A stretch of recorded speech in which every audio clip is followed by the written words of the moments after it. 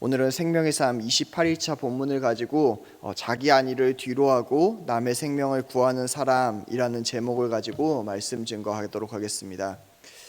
여러분은 우유부단이라고 하는 말을 생각하면 어떠한 것이 떠오릅니까?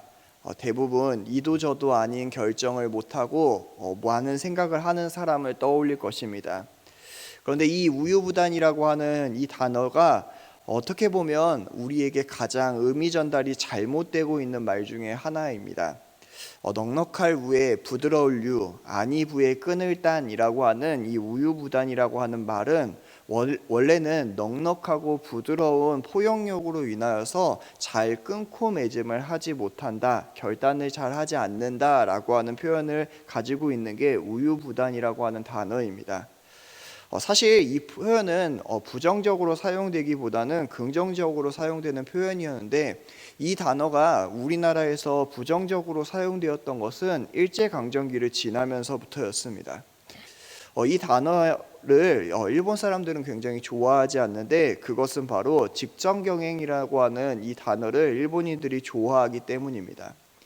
이 직정경행이라고 하는 이 단어를 전 세계에서 유독 일본만 이것을 긍정적으로 단어를 보고 있습니다. 왜냐하면 이 단어 자체가 사무라이 정신에 잘 어울린다라고 생각하기 때문에 이 직정경행이라고 하는 이 단어를 일본인들이 굉장히 좋아합니다. 반대로 이 넉넉하고 부드러운 포용이라고 하는 이 단어 때문에 일본인들이 바로 이 우유부단이라고 하는 단어를 부정적으로 사용합니다. 그래서 우리나라랑 일본만이 이 우유부단이라고 하는 단어를 부정적으로 사용하고 있습니다. 그렇기 때문에 사실 우리가 사용하고 있는 이 우유부단이라고 하는 단어는 우리가 지금 생각하고 있는 그러한 의미로 사용하기보다는 오히려 유해부결이라고 하는 단어로 사용하는 것이 더 맞는 단어라고 이야기합니다. 그런데 저는 오늘 이 부정적인 의미로서의 이 우유부단이라고 하는 단어보다 진짜 의미로서의 우유부단이라고 하는 이 단어를 예레미야 38장에 적용하면 참 좋겠다라고 생각이 되어집니다. 오늘 우리가 보고 있는 이 예레미야서의 내용을 잠시 살펴보면, 예레미야가 잠시 바벨론의 포위가 풀렸을 때 그는 베냐민 땅으로 가려다가 오해와 모함으로 인하여서 서기관 요나단의 집에 갇히게 되는 사건이 있었습니다. 그는 서기관 요나단의 집에서 매우 고생을 하게 되었는데, 그곳에서는 뚜껑 씌운 웅덩이에 잡혀서 거의 죽을 처지로서 갇히게 되었습니다. 그것이 얼마나 고통스러웠는지 이 예레미야 선지자가 왕에게 간청하여서 다시는 요나단의 집에 돌아가고 싶지 않다라고 그것을 간청하는 모습을 보일 정도로 이 서기관 요나단의 집에 있었던 이 뚜껑 있는 웅덩이에 잡혀 있는 시간은 굉장히 괴롭고 힘든 시간이었습니다. 그렇기 때문에 이 예레미야는 그곳으로 다시 돌아가지 않기 위해서 어떠한 방법도 사용해야 되는 상황에 처해져 있었던 것이 바로 예레미야의 상황이었습니다. 그리고 예레미야가 이 감옥에서 나오게 된 이유는 단지 시드기야가 하나님께로 혹시나 자기가 구원받을 길이 있는가 하여 예레미야에게 질문을 하기 위하여서 이 예레미야를 서기관 요나단의 집에서 불러냈던 것인데, 우리가 생각할 때 만약에 이러한 상황에서 예레미야가 시드기야를 만나게 된다면 예레미야는 어떠한 말을 해야 됩니까? 라고 이야기하면 그는 살기 위해서 아첨을 하거나 아니면 좋은 말로 이 시드기야를 위로하거나 아니면 어떠한 해결책을 줘야 할 것인데, 예레미야는 오직 하나님의 말씀으로 이 모든 나라가 바벨론에게 넘겨지리라고 하는 예언을 할 뿐이었습니다. 결국 시드기야는 아무것도 얻지 못하였으나 예레미야가 청을 하기도 하였고, 또한 예레미야에게 또 어떠한 하나님의 구원의 길을 들을까 하여 그를 감옥들, 시위대들 안에 가두게 되는 결정을 합니다. 오늘 본문은 그러한 상황 가운데서 여전히 하나님의 메시지를 감옥들 가운데서 전하고 있는 예레미야를 고깝게 보는 4명의 친애국파의 고관들에 의해서 이 38장은 전개되고 있습니다. 그들은 시드기야 왕을 찾아가서 황복을 권유하고 있는 예레미야를 반역자로 고발하며 그의 말이 군의 사기를 떨어뜨리고 있고 백성을 미혹한다라고 하는 이유를 가지고 왕을 겁박하기 시작하였습니다. 이에 유약한 왕인 시드기야는 자기는 하나님의 다른 메시지를 듣고 싶어 했음에도 불구하고 너무나 간단하게 그들의 손에 예레미야를 넘겨주어 예레미야를 죽을 위기에 넘겨주게 됩니다. 그리고 예레미야는 어떻게 되었습니까? 예레미야는 감옥들 안에 있는 말가야의 구덩이에 던져지게 됩니다. 그런데 이 말가야의 구덩이를 성경은 이렇게 표현하고 있습니다. 그곳에는 물이 없고 진창이 가득하였다라고 이야기합니다. 그리고 그 진창 때문에 예레미야가 그 진창에 박혀 그 감옥 안에서 꼼짝하지 못하고 있는 모습을 성경은 우리에게 보여줍니다. 여러분, 이들이 왜 예레미야를 구덩이에 던졌습니까? 그것은 바로 예레미야에게 절망감과 두려움을 심어주기 위해서입니다. 이 구덩이들은 원래는 비를 모아두고 그것을 나중에 생활용수나 아니면 우물로서 사용하기 위해서 이러한 구덩이들을 사용합니다. 그러나 건기가 시작되면 이 물들이 말라버리게 되고 그 안에는 진흙만 가득한 진창이 가득하게 됩니다.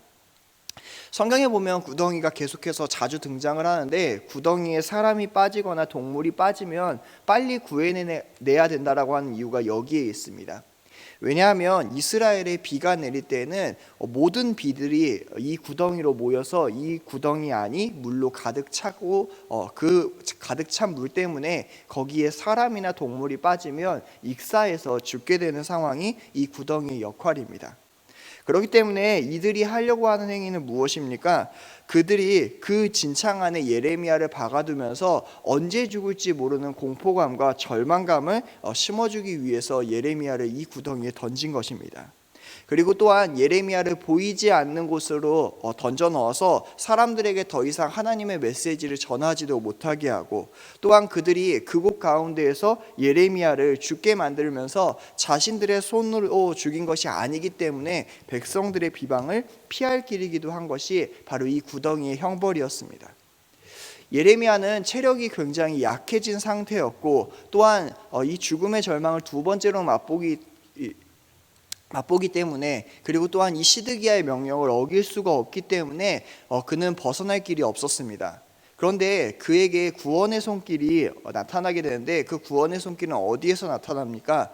오늘 성경은 바로 구스인으로서 왕 옆에서 일하는 에벤멜렉이 자신의 상황과 자기의 안위와는 다르게 예레미야를 건져내는 모습을 보여주게 됩니다. 예레미야는 자신의 동족에게서 구원을 받은 것이 아니라 전혀 다른 구스인에 의해서 구원을 받게 되었습니다. 그는 외국인이었음에도 불구하고 하나님을 믿는 신실한 사람으로서 불의가 가득한 곳에서 예레미야를 건져내는, 자기 목숨을 바라보지 않고 사람을 건져내는 사람 중에 하나였습니다. 예레미야는 짧은 기간 동안 이 죽을 고비를 2번이나 넘기게 되었습니다. 여러분이 이러한 상황이었다면 이제 앞으로는 어떻게 하시겠습니까? 아마 많은 사람들이 이러한 상황에 빠진다면 사명감을 잃고 더 이상 하나님에 대한 메시지를 선포하지 않거나 아니면 그것에 절망하여서 그곳을 떠나게 될 것입니다. 또한 하나님께서 계속해서 항복하라고 이야기하였기 때문에 그 나라가 멸망하든 안 하든 상관없이 그것을 떠나는 것이 맞다라고 생각되어질 겁니다. 그런데 예레미야는 어떻게 됩니까?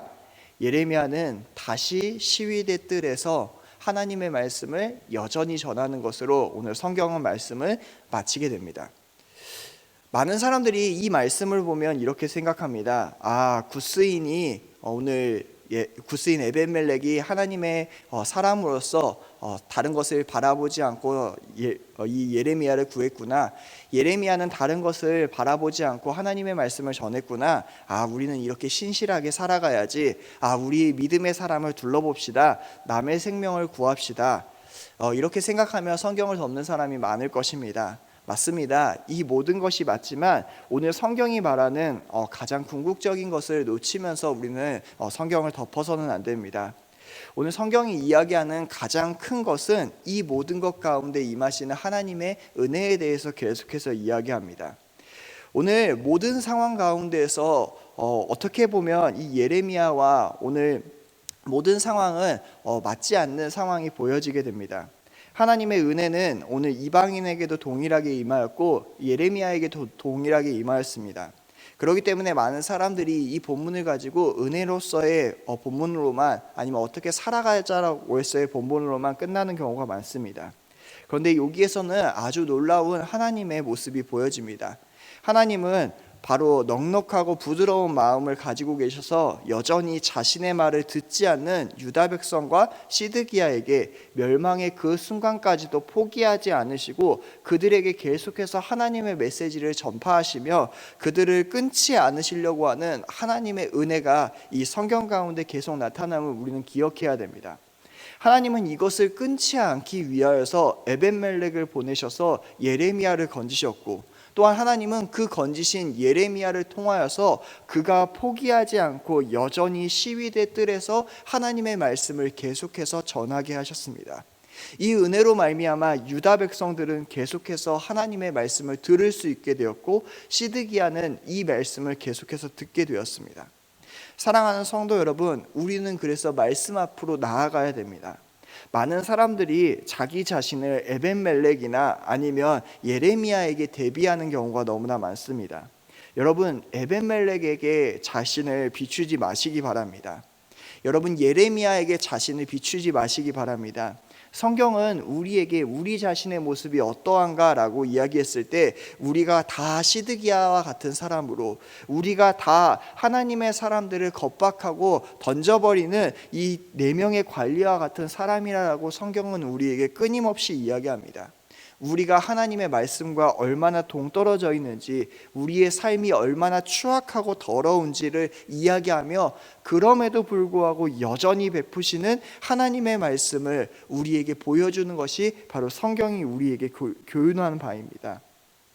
그러므로 우리는 오늘 성경의 말씀을 통하여서 계속해서 하나님의 메시지를 들어야 됩니다. 하나님은 멸망의 시간 그 끝까지 우리에게 계속해서 은혜를 베풀어 주고 계십니다. 하나님은 오히려 자신의 안위를 돌아보지 않으시고 이 땅 가운데 자기의 독생자를 보내셔서 우리에게 그 은혜를 베푸셨다라는 것을 우리는 기억해야 됩니다. 돌아오라라고 하는 그 하나님의 음성을 외면하지 않는 우리 귀한 성도 여러분이 되셨으면 좋겠습니다. 내가 아니라 하나님을 바라보면서, 내가 아니라 하나님의 은혜를 바라보면서 그 은혜를 붙잡는 우리 귀한 성도님들의 하루 되시기를, 오늘 성도님들의 귀한 시간, 오늘 귀한 하루 되시길 간절하게 축원하겠습니다. 기도하겠습니다.